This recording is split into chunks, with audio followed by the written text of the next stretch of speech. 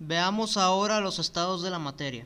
Los estados de la materia son las distintas fases o estados de agregación en los que puede encontrarse la materia conocida, sea sustancia pura o sea una mezcla, dependiendo del tipo y la intensidad de las fuerzas de unión que existan entre sus partículas.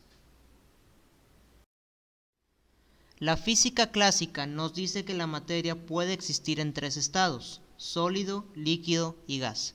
Sin embargo, conforme ha evolucionado la ciencia, la física cuántica nos dice que existen otros estados como el plasma y el condensado de Bose-Einstein. Al modificar las condiciones de temperatura o presión, pueden obtenerse distintos estados o fases. Estos se denominan como estados de agregación de la materia, y estos están en relación con las fuerzas de unión de las partículas que la constituyen. Hablemos ahora del estado sólido. En un sólido, las moléculas se mantienen juntas de manera ordenada, con escasa libertad de movimiento. Las moléculas de un sólido tienen una gran cohesión y adoptan formas bien definidas. A esta fuerza de unión se le llama atracción. La forma y el volumen de un sólido es constante, y el sólido se caracteriza porque opone resistencia a cambios de forma y de volumen. El estado sólido puede clasificarse de dos tipos dependiendo del ordenamiento de su estructura. Un sólido puede ser amorfo si no forma redes cristalinas, o puede ser cristalino si forma redes cristalinas. Una red cristalina es un arreglo ordenado y estructurado, por lo general forman un patrón, mientras que un material amorfo, un sólido amorfo, no forma un patrón reconocible. Así es como lo podemos ver en la imagen que tienen en pantalla. Esta es la red cristalina de átomos de silicio con oxígeno, y como pueden observar, por una parte no tenemos una red cristalina y por la otra parte sí tenemos una red cristalina. Seguimos ahora con el estado líquido. El estado líquido es el estado intermedio entre el sólido y el gaseoso. Las moléculas de un líquido están cercas unas de otras, sin que mantengan una posición rígida, por lo que pueden moverse. No están tan próximas como las de los sólidos, pero están menos separadas que las de los gases. Un líquido tiene volumen definido, pero no tiene forma, por lo que significa que el líquido va a adoptar la forma del recipiente que los contiene. El tercer estado de la materia es el estado gaseoso. En un gas, las moléculas están separadas entre sí por distancias grandes en comparación con el tamaño de las moléculas mismas, de modo que son capaces de distribuirse por todo el espacio en el cual son contenidos. Las fuerzas gravitatorias y de atracción entre las moléculas de un gas son despreciables en comparación a la velocidad a la que se mueven sus moléculas. La fuerza entre partículas se conoce como fuerza de repulsión.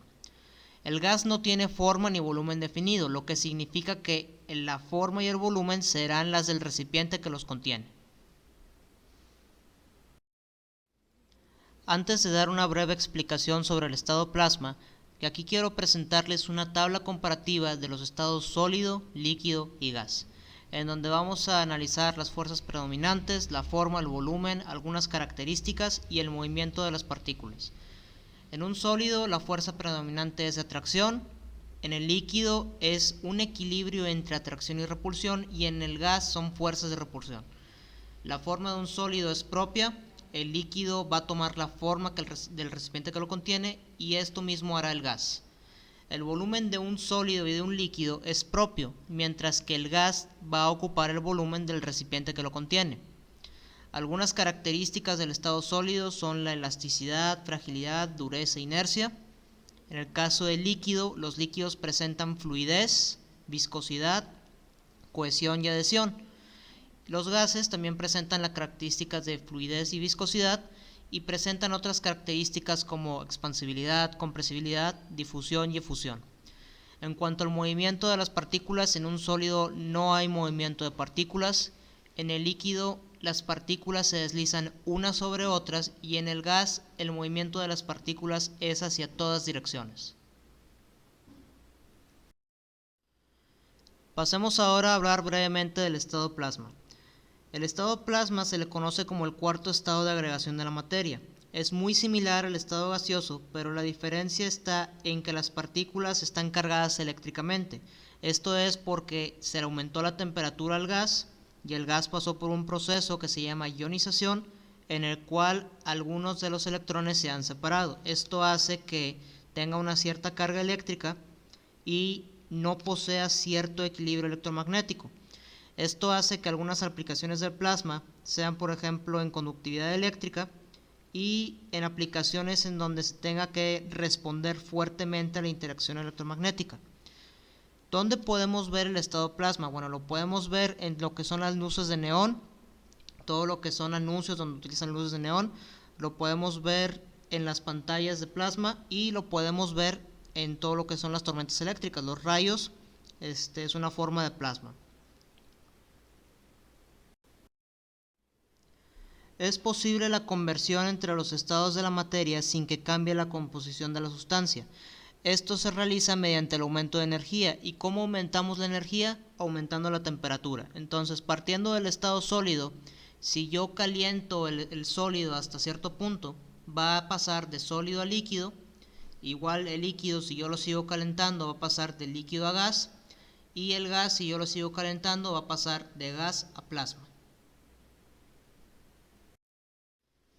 Ahora, cada uno de estos puntos en particular, en donde hay una transición de un estado de la materia a otro, tienen un nombre en específico. Aquí lo que quiero presentarles en esta filmina, antes de pasar a ese punto, es mostrarles cómo se llama cada una de esas transformaciones.